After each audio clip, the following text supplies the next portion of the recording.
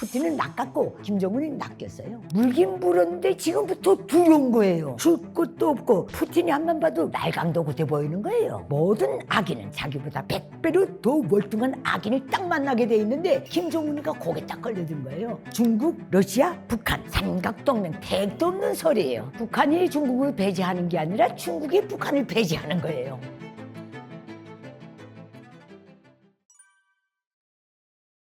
러시아와 북한의 이번에 만난 상황이 순전히 내 개인적인 생각이에요. 그 김정은이는 애송이기 때문에 푸틴이 던진 낚시를 물은 거예요. 푸틴은 우크라이나 전선 그쪽에서 너무 많은 병력이 죽고 가면 공화국들이 이제 병력을 내려고 안 해요. 군사적 지원을. 하고 러시아 병사들은 뒤에 앉히고 용병들을 앞에 세우고 이런 식으로 푸틴은 얼마든지 그렇게 할 수 있는 악인이거든요. 근데 그 모든 걸 놓고 볼 때 참 푸틴도 불쌍해요. 침략전쟁을 벌려놓고 누구도 이젠 점점 고갈되니까 북한 따위에 손을 내민 거예요. 근데 북한과 러시아는 친해본 적이 없어요. 문제는 어디 있는가? 우선 북한은 빚이 많아요. 구소련이. 푸틴은 그 속셈을 갖고 딱 만날 거예요. 근데 이 애송이 김정은이는 김정일이나 김일성이면 저거 받아 안 물어요. 정확히 알아요. 러시아의 약탈적 번성을 노래 부르듯이 했어요. 그건 쭉 북한을 도와주면서 배로 들어간 러시아의 그 사례들이 다 있기 때문에 그런 거예요. 김정은이는 정말 저게 김정은이 딜레마는 뭔지 알아요? 국내에서의 그 죽소는 경제를 회복시킬 수 없다는 거. 국제사회의 그 정말 비정상 지도자라는 이미지 탈을 벗을 수가 없는 거예요. 이 딜레마에서 김정은이는 구세주를 푸틴한테서 찾은 거예요. 자기 수준만큼. 그래서 둘이 김정은이는 그것 때문에 푸틴 러시아는 정말 빈대간 짜먹을 자세로 포탄 하나라도 걷어가자는 심산으로 그랬는지 용병을 바라고 그랬는지 그러지 않아도 북한 공병들 무슨 우크라이나 전선에 파견될 수 있다 그런 말도 있는데 푸틴은 얼마든지 그렇게 할 수 있는데 북한의 공병들 땅굴 뚫는 거요. 세계적 수준에서 보면 안 돼요. 60년대를 끝으로 끝난 거예요. 그래서 북한 공병들이 나가서 우크라이나 전생 땅을 뚫어서 러시아 군대를 진입시켜서 우크라이나를 멸한다. 그건 택도 없는 소리예요. 이렇게 놓고 볼 때 푸틴은 양면인 것 같아요. 하나는 받아낼 수 있는 것 받아내고 김정은이가 그런 데서 갈망이 너무 크니까 하나는 우크라이나 전선 상황에 따라서 마지막에 정말 나쁜 방향으로 흘러갈 때 자기 러시아는 살려야 되니까 푸틴을 순전히 내 개인적인 생각이에요. 자유세계에 그 재물 던져줄 것 같아요. 김정은이만 이건 모르는 거예요. 김정은이는 그 수준이 안 돼요. 김일성, 김정일은 그 간파를 철저히 할 수가 있지만 김정은은 그게 안 돼요. 애송이기 때문에 경력이 아예 없어요. 후계자 경험도 없어요. 나는 내가 보는 푸틴은 리용할 만큼 리용한다. 올고매놓고 김정은을 얼려먹기는 쉬우니까 그래서 쌍방중에 일방이 침략을 당할 때 무조건 도와준다는 조약했다고 올고매놨는데 북한의 경제 상황이나 모든 나라의 자원이나 인적 물적 자원이 그 급이 안 되거든요. 러시아급이. 그렇게 엮어놨다 하는 건 푸틴은 얼마든지 그런 딜을 할 수 있는 자예요. 러시아 우크라이나 전황이 급격히 꺾이고 이리 할 때 동방의 김정은이를 대한민국이나 일본, 미국 자유세계에 던져주고 이런 딜을 할 수 있는 상황으로 간다. 그래야 러시아 경제가 살아나니까. 전쟁 끝난 후에. 난 그렇게까지 내다보는데 김정은이만 이건 몰라요. 이놈이 굉장히 불안해요. 지금의 모든 액션을 보면. 자기도 물고 좋아서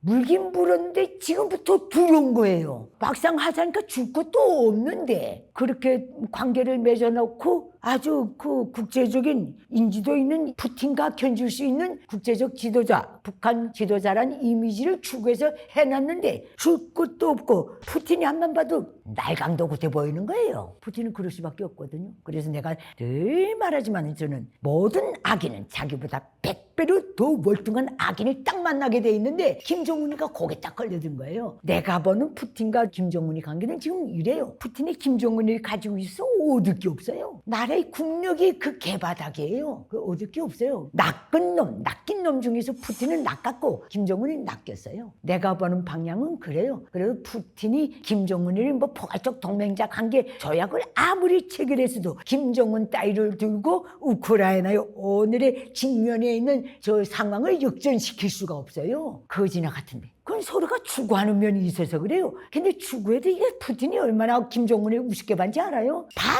12시에 갔다 새벽 2시에 떠났어요. 이런 놈의 국가 지도자가 어디 있어요? 남의 나라에 국가 방문하면서. 대낮에도 아니고. 얼마나 우습게 봤으면 그렇게 갔겠어요? 박쥐도 아니고. 새벽 12시부터 1시 사이에 평양에 들어갔다가 새벽 2시에 빠졌어요. 그 다음날. 얼마나 급을 낮게 봤으면 그런 식으로 해요. 푸틴이 그렇게 전 세계 지도자가 돼서 1분 1초가 그렇게 위대해서 그랬다고 누가 믿어져요? 택도 없는 소리죠. 김정은을 그만큼 우습게 봤다는 거예요. 내가 그래도 지금은 꼭 구구조적 포탄 한 발 병사 한 명이라도 인력이 필요해서 이렇게 달려오지만은 푸틴이 모든 북한 김정은에 대한 그 인식은 그 정도라는 거예요.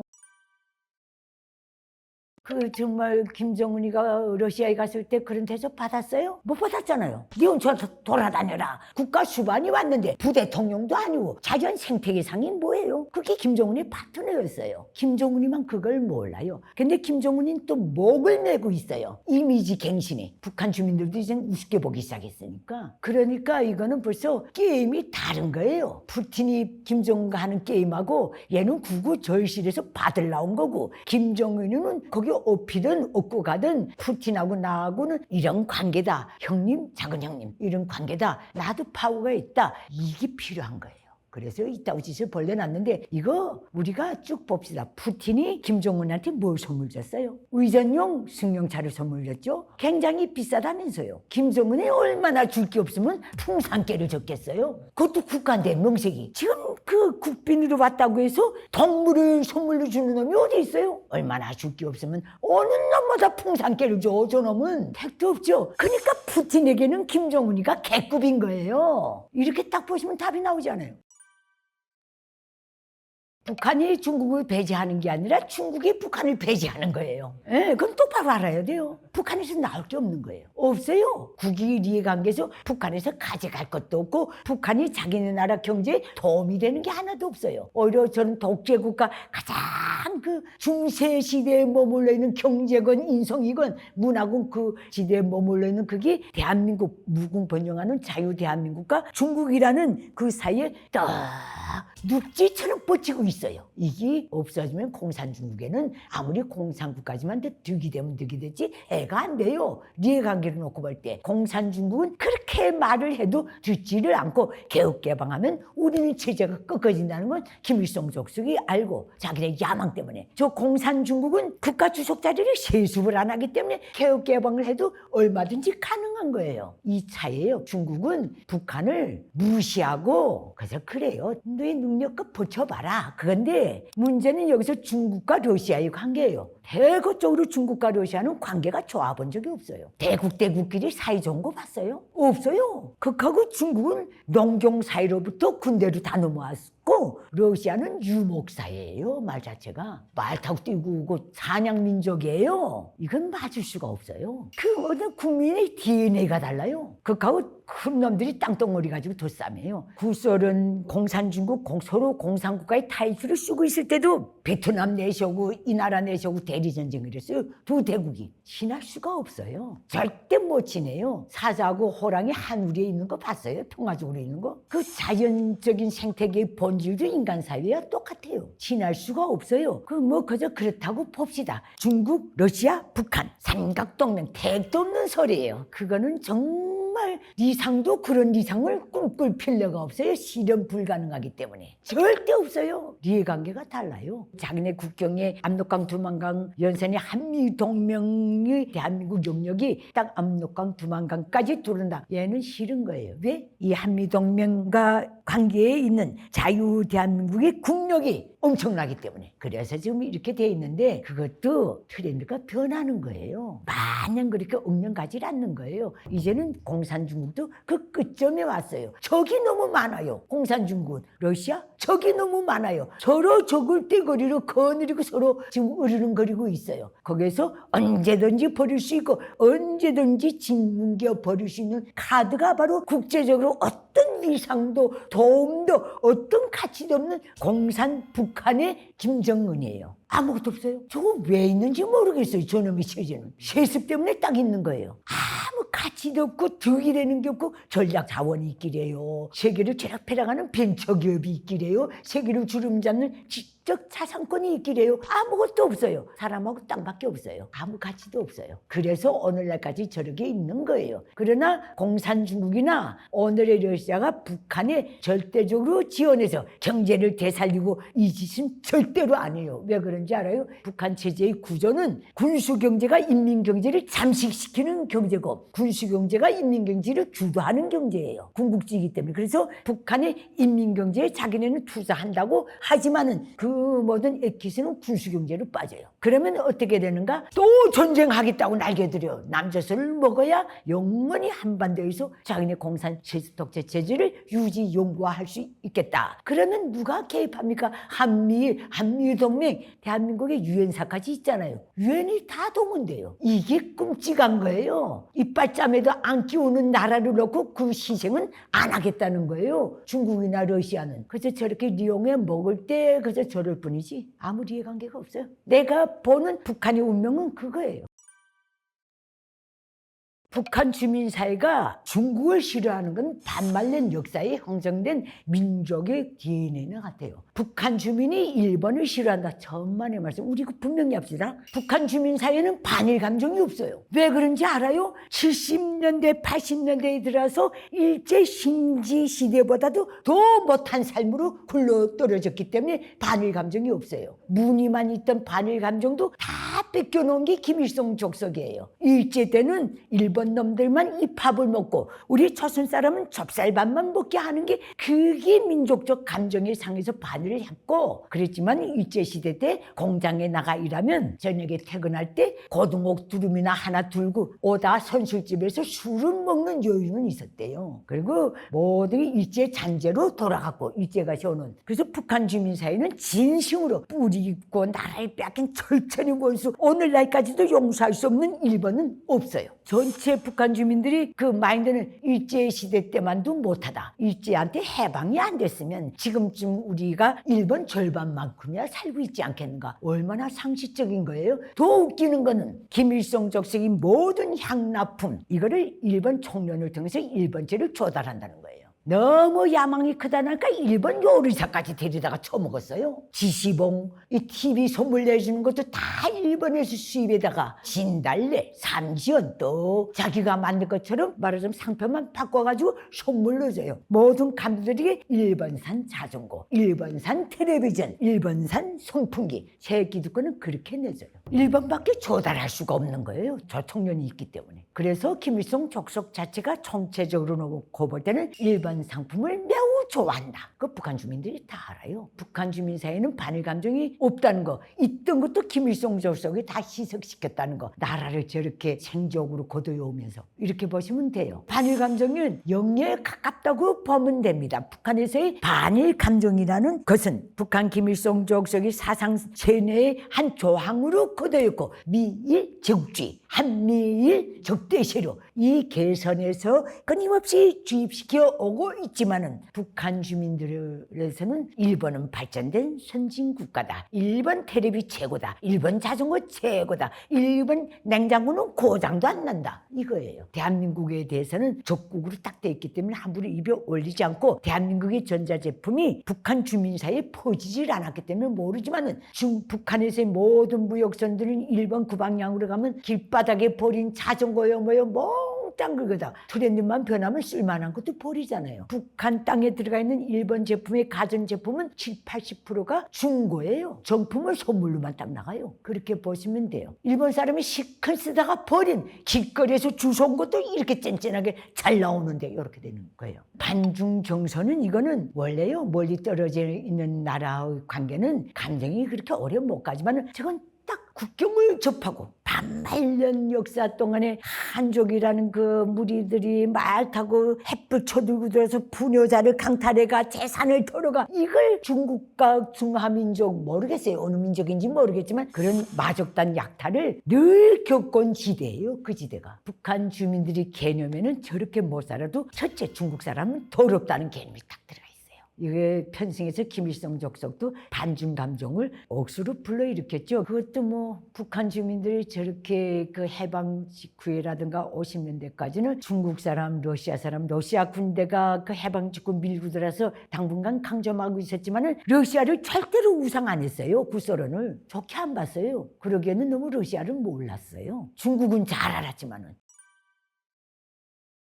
군사 원조로 볼 때 동대동 공유할 게 있어야 되는데 줄 게 없어요. 전번에 뭐 러시아 푸틴 어디면서 만나고서 포탄 보낸 거 그게 아마 80년대 아니면 90년대 초중반까지 생산한 것일 수 있다. 딱 맞아떨어졌어요. 30% 이상이 불량품이라면서요. 뭐든 뭐든 푸틴은 믿으면 안 돼요. 푸틴은 마지막에 뒤를 넘어 할 것 없으면 대한민국 한미일 동맹을 향해서 내가 그래서 미리 멀리 미래를 내다보고 김정은이가 가지고 있는 폭력 수단 전쟁 물자를 뽑아가지 않았느냐? 너 그 값은 쳐줘야 되지 않겠나? 푸틴은 얼마든지 이렇게 나올 놈이에요. 순식간에 돌변해요. 그래서 적이 많은 거예요. 중국이나 러시아는 그것 때문에 국익을 위해서는 서슴없이 돌변해요. 독재 국가들 서로가 체제상 공유하는 도덕적인 그 어떤 기준도 없는 게 독재 국가예요. 독재 체제의 이득밖에 없어요. 그 독재 체제도 서로가 이게 너무 독재 체제가 서면 흡수될 수 있기 때문에 자유민주 국가와 독재 체제의 대결에서 독재 국가가 무너지고 자유민주화하면 공동 번영할 수 있는 공동 명분이 생기고 앞길이 보이지만은 독재 국가 사이에 붙어서 찌그러졌다.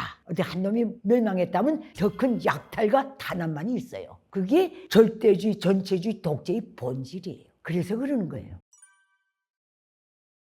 저는 그렇게 생각해요. 내 개인적인 생각인데 자유 대한민국은 한미동맹, 한미일 공조체제, 나토하고도 어떤 공조관계의 커뮤니케이션이 있어요. 대한민국의 모든 방위력은 자유민주주의 병기고에 포함되어 있어요. 이렇게 놓고 볼 때 대한민국의 모든 이런 국방력을 북한과의 대결선상에서만 보지 말라는 거예요. 자유민주주의를 확산시키고 타국에 대한 침략, 약탈, 점령을 반복되게 하는 저 공산 독재 국가들 있죠. 이런 독재 국가들 지구촌에서 하나라도 약화시키고 소멸시키는데 자유 대한민국의 국방력도 나는 기여해야 한다고 봐요. 자유민주주의 병기고의 일환을 담당하고 있는 대한민국의 무력은 그렇게도 나설 사명과 도덕적 의무가 있다고 보는 사람이에요. 그래서 지금 우크라이나 전선이랑 놓고 볼 때 우크라이나가 그 요구를 그런 간절한 그 요구를 한다면 그걸 거절할 이유는 없다고 봐요. 그건 도와줘야 되는 것 같아요. 그 우크라이나 전선이 푸틴 같은 놈한테